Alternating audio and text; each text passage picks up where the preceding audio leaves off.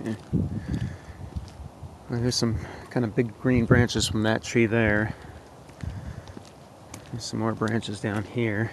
Now this is all cleaned up, but this kind of had gravel thrown across the road here. There's some branches here. Here's the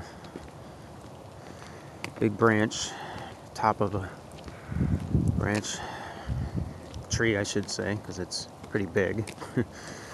Then on this side you had some branches down, and then some of the branches here have fallen and landed in the tree. It's hard to see, and some of these trees are bent down.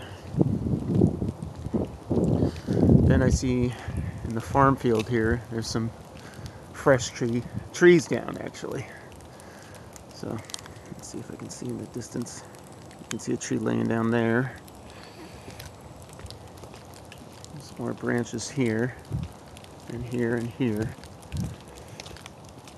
And there you can see how the trees are bent downwards, the branches. There's another one bent downwards. So once again, once you get up above about 30 feet, everything looks fine. It's just on this low part, some of these branches are completely bent down towards the ground or broken. Some of them are hanging still on other parts of the tree. And there's a couple more little new, fresh branches down here.